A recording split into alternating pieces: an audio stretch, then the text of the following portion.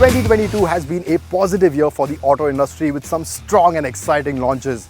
There are SUVs, of course, as always, some really good hatchbacks and sedans, radical EVs that seem to be growing with each passing day, and there are strong hybrids as well, all of them competing to find out which one of them can take the Autocar India Car of the Year crown, and that's exactly what we're here to find out. Reliance General Insurance presents the Autocar Awards 2023 in partnership with the Times Network with tyre partner Apollo Tyres.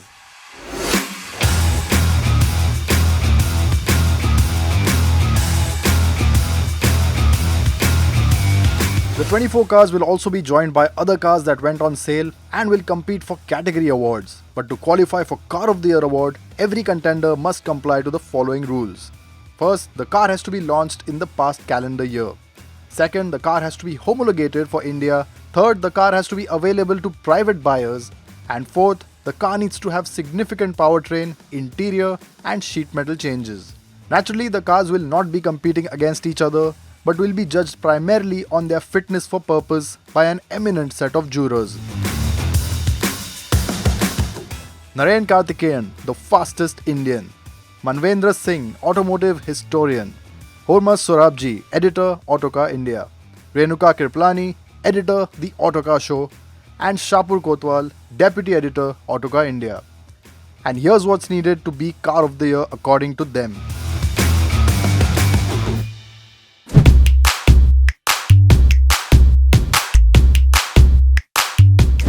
Right behind me, you have the new launches, and of course you're looking at the affordability, dynamics, styling, and the way the aesthetics as well.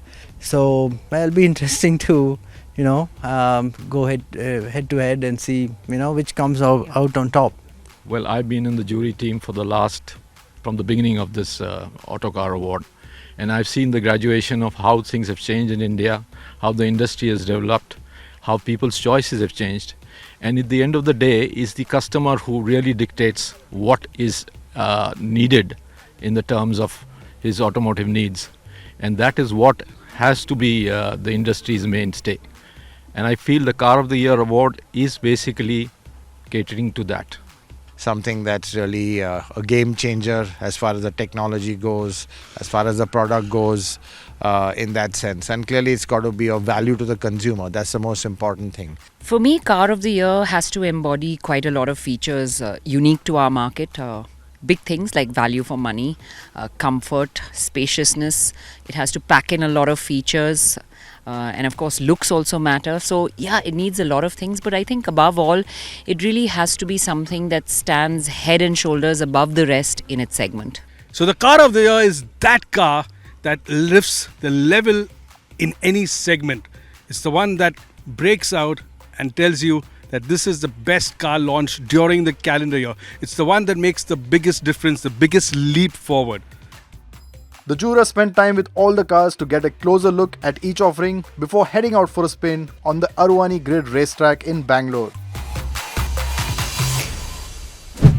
And starting with the hatchbacks, here is what the jurors thought of the smallest car in the group, the new Maruti Suzuki Alto.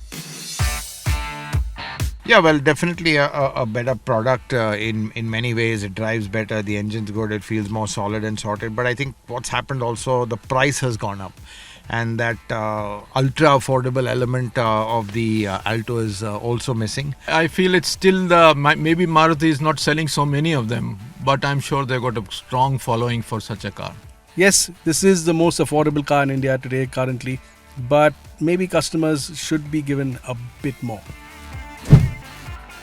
Next up was the French hatchback, the Citroen C3.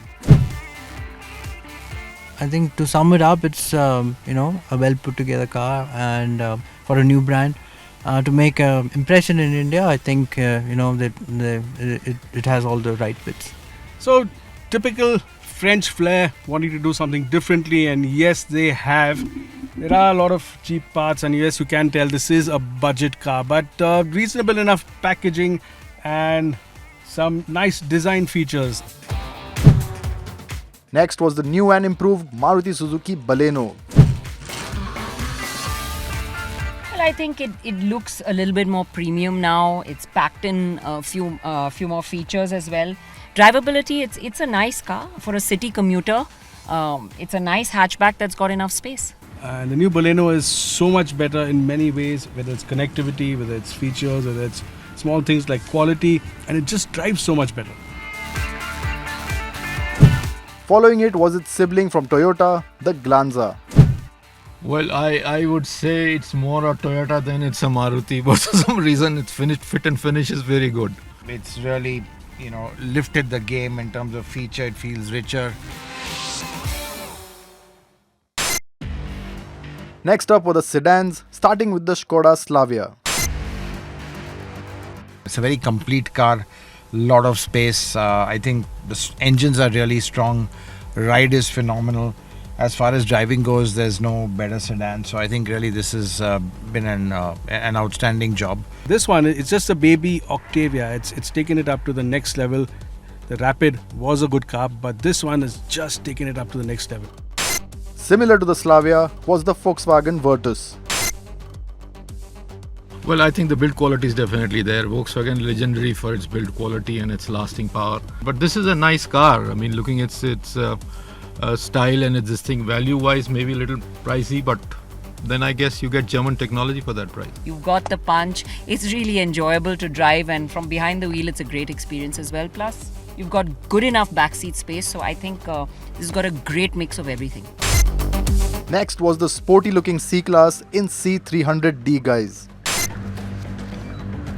The interiors, of course, it very resembles and the quality of materials and everything is so S-Class like. And dynamically, of course, you have 265 horsepower, so it's quite a lot of fun to drive this car. So this is a car that gives you the feel of having an S-Class interior, and it's got a diesel engine which is supposed to be practical, but it's a powerful, punchy diesel, and it drives beautifully. What's really nice about it and quite different from the earlier version is that even on a tight, twisty track like this, it actually feels so good. From the front seat of the Focus C-Class, it was into the palace on wheels, that is the Maybach S-Class. Yeah, I mean, this is really the epitome of luxury, and in our lineup today, it's really at the top end. You just can't get a more spacious car than this. Totally a movie star's car and tycoon car, and definitely an expensive machine to own. Now, the real owners would be sitting there in the back on that reposed ottoman with the AC blowing and watching something fun on the screens, and really relaxing and taking time off rather than being in traffic and watching it. From the hatchbacks and sedans, let's move on to the new MPVs. Starting with the stylish MPV from Kia, the Carens. They put a very good package onto it. Quality wise, of course, it stands out when you compare it to its the same segment of cars. So the Carens, what a big surprise on the inside. Nice classy design, lots of good quality materials, and it really does shine as something that's expensive. Big story of this is how they managed to pack in 3 rows of seats so effectively. In fact, that third row really very spacious and genuinely usable. Looking at the fit and finish is fabulous, absolutely fabulous. And I love the color combination. At least we are now thankful to Kia for not having dull greys that we have been grown for last 20 years. Next came Toyota's latest blockbuster, the Innova Hycross. Well, to my mind, I think Toyota's got 5-star car. I mean, for the Indian market, and what you get in it is more than what you're paying for it. So my impressions on the new Innova Hycross is that, of course, it's much more refined, more car-like.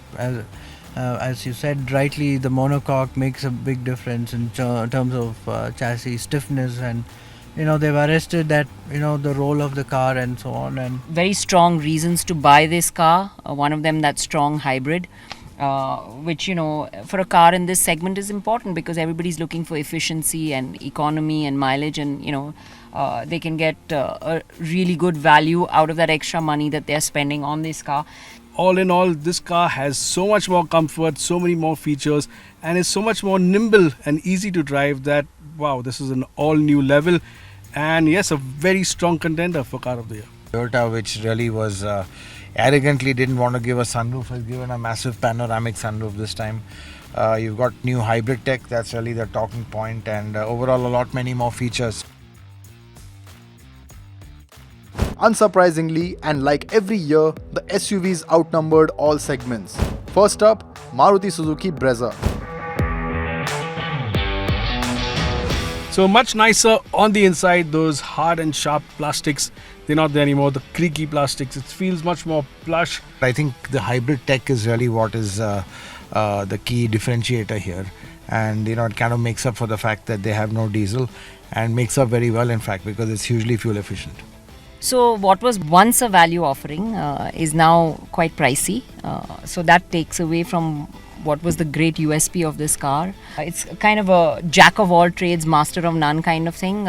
Gives you everything that you want, but really doesn't super excel in any area. Up next was the strong hybrid Maruti Suzuki Grand Vitara. A lot of trump cards, I think, completely unlike a Maruti. For me, especially when you get into the inside, you look and then you look again and you say, is this really it? I think levels above anything we've seen. So yeah, aptly in the position of the flagship. However, it's a very nicely designed, very nicely packaged vehicle which will serve its purpose for what it's being sold as. Now with its new hybrid system and that lithium-ion battery, the Grand Vitara gets a nice shot of torque every time you put your foot down, and that just feels great. There is a little bit of a very upmarket feel in this car. Even the screens, you got a digital instrument cluster, all that. But again, I think the big talking point here is the strong hybrid tech, because you can really run in EV mode, and efficiency is absolutely phenomenal. The closest rival to the Grand Vitara is its sibling, the Toyota urban cruiser Hyryder. Very hard to tell between these two cars. It's like a hair's breadth here and there. Both really strong products. I think they're well engineered, good interiors, lots of things that are shared across them. So it would really come down to a brand that you pick and choose. I like the touches where the upholstery color is different and contrasting and made for Indian use, where the dust factor and all gets onto these lighter color interiors. I feel with this, interiors and solidness of the car, it feels more of a Toyota.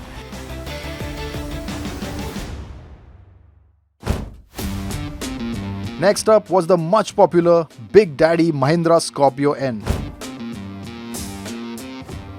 Yeah, it's taken the whole Scorpio game forward. It's very much a Scorpio. It retains the DNA, much more refined, and I think the engines are just fabulous. They're so refined, got enough punch. In fact, the engines are the really strong point. They were for the Scorpio earlier, they continue to be now. It is the SUV feel that it so translates the entire platform, so which is what a lot of the Scorpio fans liked it, and then it's an evolution of that. The owners of the earlier car, if they buy this one, are going to get a totally different experience. Drives so much nicer, much more comfort on the inside. That cramped feel you had in the older car in the second row, well, that's not there. And yes, it does feel more grown up and more SUV-like. Moving on to Jeep with its equally tough 7-seater, the Meridian. Yeah, practicality I'm sure is a very big issue. That is why this car has been introduced, because of the luggage space being an advantage in the third row of seats. It's a lot more attractive on the outside, a lot more feature-rich and premium on the inside, and it gets a third row. But it isn't really comfortable in that third row, and yes, the performance should have been a bit more. Next was Hyundai's latest flagship, the radical-looking Tucson. Yes, radical definitely in the sense that it is a very nicely finished, beautifully proportioned car. So a bit of a clatter when you start up and you realize that it is a diesel, so quite noisy at idle. But it gets better as you get a move on. It gets smoother, more refined, this engine. And I think, with the paucity of diesels around, it's nice to have a diesel engine option. Yeah, I think this the Tucson. It's all about technology. It isn't as hardcore an SUV as others, but this was more of a soft roader to begin with. But I think the talking point is really all the technology and fundamentally all the driver assist systems. Into the premium segment, starting with the baby Q, Audi's Q3. Well, I think it's like the Q3 has grown up a little bit bigger, feels more mature, even the way it looks. It is more of a mini Q5 in many senses. Feels more car-like though. Feels more like the A4 and so on. But yeah, of course, the engine and the transmission and everything, makes it very enjoyable to drive. Next was the American big boy, the Jeep Grand Cherokee.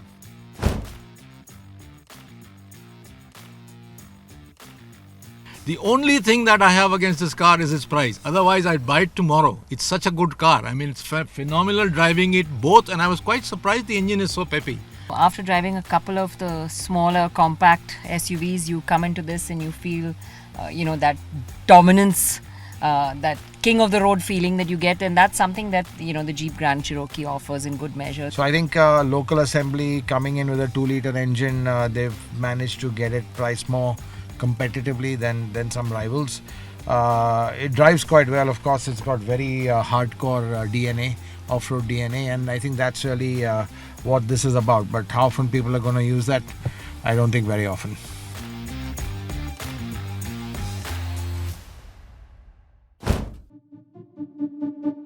Moving on from ICE and hybrids to EVs, and this time we had 6 of them, the most we've ever had. Starting with the smallest of them, the Tata Tiago EV.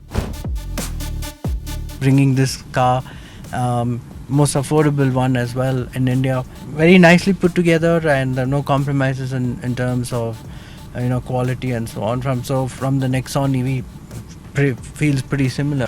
Pretty attractive price. Still expensive by standards, but really the most affordable EV that there is. And as a city car, it's hard to fault. But honestly, I think this would make a great city car because it's gentle, it's easy to drive, it has all the features, it's spacious, it's comfortable. So, for the city commute, which is what it's meant for, and at the price that it is, I think it's a great bet. So as a semi-affordable or affordable EV, this is a great place to start. If you want low running costs and you have a charging station at home, yes, this will do well. I think people are falling in love with these cars, and the Tata quality and the value for the money is really good.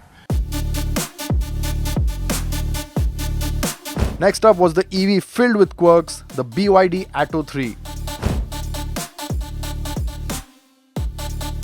A lot that's definitely new. Building their dreams they have. It stands for Build Your Dreams, and I think that's what they've done on this interior. It's if you want different, you've got different. Definitely, everything's different about this new brand, unheard of brand. Even the car is very, very different. You look at the design, extremely funky. Really nothing like this at all. Very organic shapes, and it's really got a very strong design element in here. Following the Atto 3 was the bigger BYD, the E6. Yeah, so I think this E6 has come into the hands of private buyers. But to be honest, you'd expect more in terms of interior. Interiors are still quite drab, very functional. It's got the kind of, let's say commercial overtones to it. And it is very, very expensive. You look at other cars at the same price point and you get far more on the inside, and I think Indians like that little bit of extra on the interior. They like their feature packed goodies, they like the plush. If they spend on a luxury car or a luxury level of car, they want to see that in their car, and I think this lacks it. From an electric MPV into a compact and stylish SUV, the Volvo XC40 Recharge. It's really a pocket rocket in that sense. Lots of power in a very small package. So really from a driving point of view, quite an amazing vehicle. So, my impressions on the XC40 EV is, it has a phenomenally quick motor. For a relatively very short straight, hardly maybe, 200 meters, it gets to 100k, So the standout features of this car are the design. I think it looks super with that fork grille popping out like that, and the Scandinavian style, the square lines. Also, the amount of performance you get when you put your foot down from those dual motors, well, that's really fun. Next was the funky looking EV by Kia, the EV6.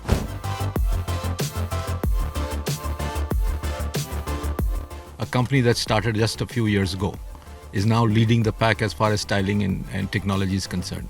I mean, I'm really, not only that, I find the car very proportionate in styling, and if I were to personally say something which is outstanding in the whole lot of cars that are parked here, I think this is one of those cars. I think this car is, really a showcase of technology, and globally, I think the EV6 has done really well, and it's not hard to understand why. It really also shows the benefits of a dedicated EV platform, a skateboard. It's not a compromise with an ICE car. I think every time I drive this car, I just get a little bit more impressed with it. In terms of interiors, it's truly a Kia. You get top quality interiors. Maybe space in the back seat, not the best, but honestly, it's enough. And the way this car drives and the way it feels from behind the wheel is honestly the joy of it. So yeah, really outstanding crossover design, very sharp looking front, and it makes you want to drive it. It looks futuristic. The cabin also in parts is brilliant. There are some not so nice bits, some quite ordinary bits, but it has a nice amount of poke and it drives reasonably well. So it's a very good package for an electric car, but it's expensive. And the final car on the list was the swanky looking Mercedes-EQS 580. It's very, very radical for a Mercedes in every way. Be it the body style, this is actually a hatchback, whereas S's are seen to be traditional regal 3-box sedans. Clearly the space at the back, not like an S-Class. This is more about driving. The first thing that really grabs your attention front and center is this end-to-end screen. It's that single piece of glass with actually 3 screens behind it. It's got a lot of wow factor. I think it's different. It's completely, what can I say, hatke from anything that we've seen before. From a dynamics point of view, the chassis was, for such a heavy car, it felt quite nimble on the small little go-kart track. People who would, want that sporty performance and feel of a sports car, and all of that is, kind of packaged very well into this platform.